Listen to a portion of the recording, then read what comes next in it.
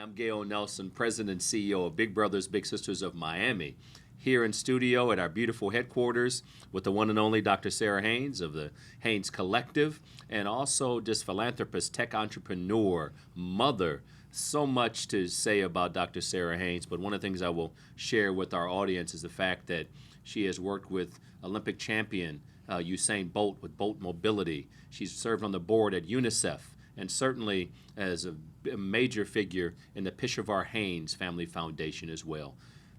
Dr. Sarah, or I just got to call you Sarah because we're friends. Welcome to the studio and welcome to Big Brothers Big Sisters. Thank you so much. Thank you so much for having us. Thank you for giving us this opportunity to be able to share our network and all of the incredible people we have in the Dr. Haynes Collective.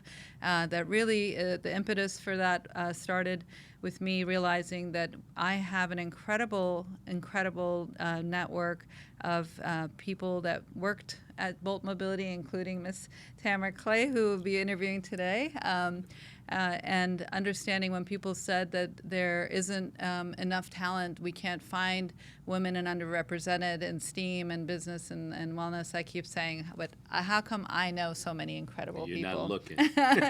What are the lenses in which you're Yes. you're using to do that, and what is a company culture? And Tamara comes to us as the head of HR. She's also a JD. She has a law degree, MBA. And she is an HR leader, employment lawyer, startup enthusiast. Her focus has been engaged in high-performance teams throughout and to help talent development, strategy, and people-driven initiatives, which is the culture that we developed at Bolt Mobility. She has set a high growth rate. She started at Hyperloop, and now Virgin Hyperloop, with Richard Branson. That was founded by Shervin Pishavar, my brother, and then Bolt Mobility as well. We worked together. We recruited her to come to help us be able to build that team, and we're proud that Forbes was selected us, Bolt Mobility, as the #1 startup for company culture and employment arena. So that is largely for the culture. When I was a CEO, co-CEO, I could not have done the expansion, the fast growth that we had without Tamara's support and even-keeled, balanced approach that is always with a smile. I noticed that smile consistently. Doing difficult things is not easy in HR. I think I have had to hire and fire people, and it's never easy to be in that position, to make tough decisions, to make sure that you look at the bigger collective of making sure that you're looking at the long-term longevity of a company. And it's an honor to be here with you, and I'd love to learn about your story and share your story more with our audience of how it started and how it's going, but also if you have some adjectives about the middle part of your career, and also what is the legacy that you want to leave behind. I know you're a mother as well, a daughter that cares for her family and parents, and is so nurturing and caring for everyone who knows you. And I'm honored to have you as an expert that people can use on the collective, use your knowledge, and tap into it through the Dr. Haynes Collective as well. So let's jump in. And what are some adjectives that you would choose to tell your story about how it started and how it's going? Well, at first, I want to say thank you so much for that introduction, and it's such an honor to be on this show with the two of you for this podcast. Some adjectives that I would use to describe my story. I think how it started, it would be calm and clear. From the time I was 12 years old, I knew what I wanted to do, and I was going to be a TV producer. Okay. So that's what I thought for sure I wanted to do, and I was focused on that goal all the way through college. Wow. And then, things started to change. So how did it go? Towards the middle, it was determination, but it was also adventurous. I decided that I would be open to new possibilities, new opportunities, pursue some things that were passions that I had. Going to law school was one. And so I opened myself up to that. I had determination to go through and achieve that goal. At the time that I started law school, I was a mom with two kids. And so for a lot of people, I heard like, that's something you can't do, that, it's kind of too late. You should just focus on the family. I decided, well, if my kids are in school, I can go to school too. Like, we'll just all go to school together. We'll work it out. And so it did. It worked out very well. And then I decided to pursue the MBA as well. So then how is it going now? I would say it's open. It's expansive. I think by taking on the courage and kind of pursuing my dream and my passion, it opened up so many different avenues for me. And that offered me an opportunity to really make a difference in other people's lives as well. And I would say connected, being connected, to Dr. Sarah Haynes, for example, being connected with the wonderful people that I've had the opportunity to work with, to coach and mentor.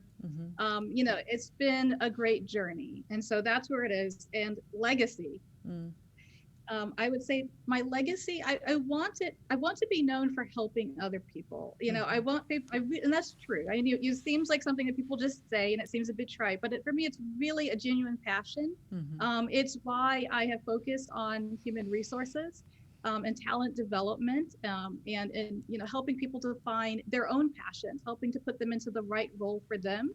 And helping to kind of further them along. And I've had the opportunity to work with visionary CEOs like Dr. Sarah Haynes, who really are passionate as well about making a difference in the world, and they drive that through the organization. And so working with these visionary CEOs in companies that have an impact. And that's something I've been very fortunate to have the opportunity to do. And so I would say, really trying to make a difference in the world. That would be the legacy that I would want to be known for. Tamara, when we talk about making a difference in the world, and you touched on it, I want to show a little HBCU love, because I see in your bio the Howard University. So I want to just, with the powerful Madam Vice President, I got to go ahead and just throw some HBCU love out there just for the stuff. Just let me make that statement. You okay? You both okay with that? Oh yeah, we have a connection with Howard as well. My dad finished his PhD there, and we just did an endowed chair for $3 million there. So Howard is a big part of our life, and has trained so many amazing people like you. And with that, you talked about your legacy and just helping others. You're in human resources. Let's talk about one. You've had, I'm sure, a number of mentors, including the young lady sitting next to me right now. But outside of Dr. Sarah Haynes, because that, we can deal with that later. But talk to me about a special person that we call them bigs in these parts, mentors. A special mentor, and what advice did she or he give you? Sure. So I've gotten a lot of advice, through the years from my mentors. I do believe in surrounding yourself with mentors, and then passing it forward to others as well. But, for my career, I would say advice that I've gotten is to stay open, to not be so rigid to a particular path, because you just don't know, like, really what you can do until you take that step and try it and kind of go out of your comfort zone a little bit. Is also a good thing. Another piece of advice I've gotten that's been really instrumental is to listen. You already know what you know, and so just take a step back and listen and learn something from someone else. It's a very powerful thing as well.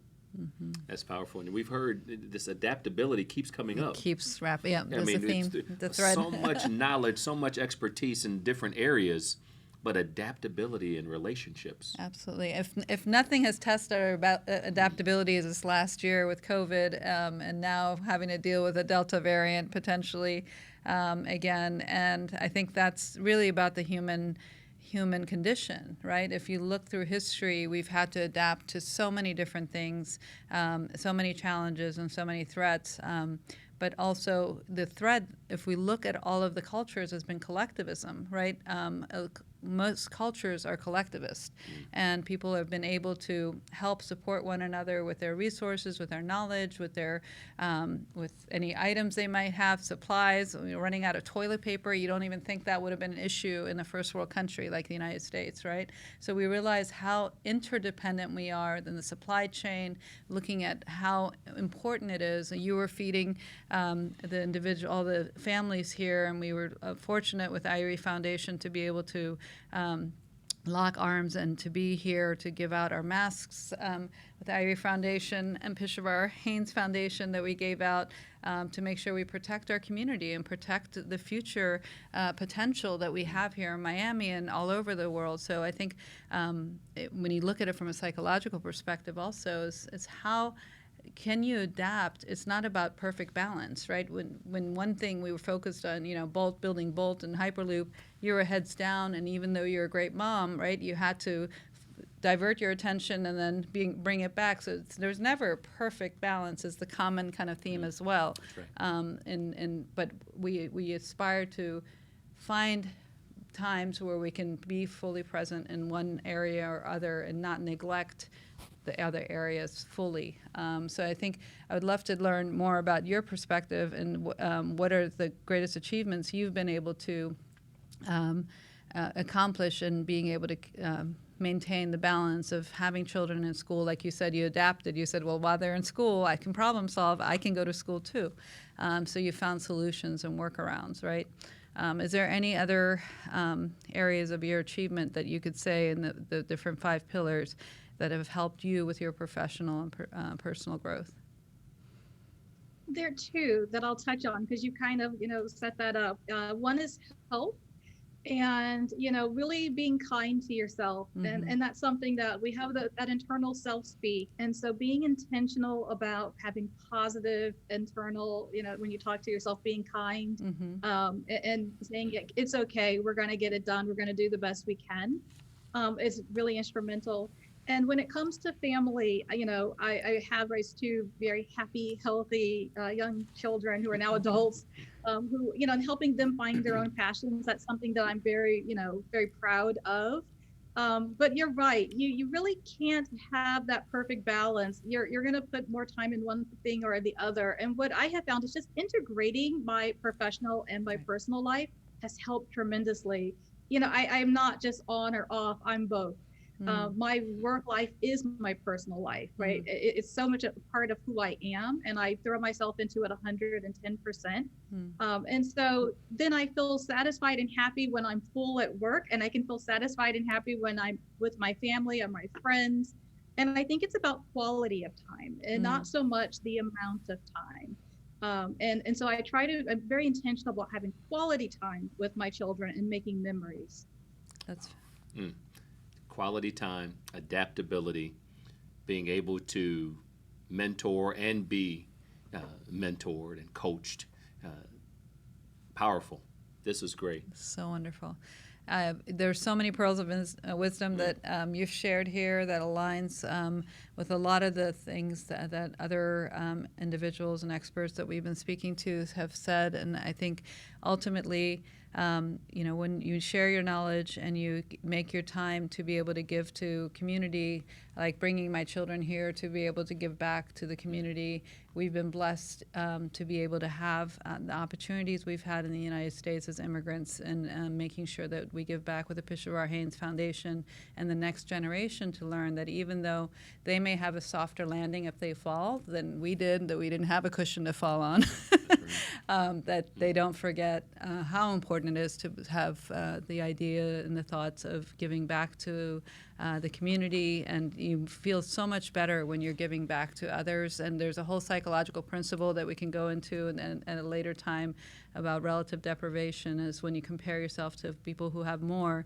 you feel like relative to them you're deprived. However, when you work with individuals who have less, then you realize the blessings and the fortune that you have within your network and your community. And I'm blessed and fortunate to have you in my life and to have this opportunity with you and have you in my life. Brothers and sisters, I love it. To continue to expand our network of friendships and to give back to Big Brother, Big Sister, and volunteer here and bring your kids and the next generations to mentor at work. And we have many opportunities here with sponsorships as little as $4 a day, apparently. You can $1,500 annually, the cost of a cup of coffee per day to sponsor a match. And that next JD, that next HBCU grad is that little girl, that little boy just waiting to be mentored. So opportunities there. Opportunity is everything, and that's the goal of the Bishop Haynes Foundation, is to open up opportunities for healthcare, education, and economic resources. So with that, we'll say until later, and we'll continue conversation hopefully in the future as well, with more series and more work to be done here to share our knowledge. And Pleasure meeting you. We're right on schedule. Enjoy the rest of your day. all right, thank you. Continue the good work. Thank you. Okay.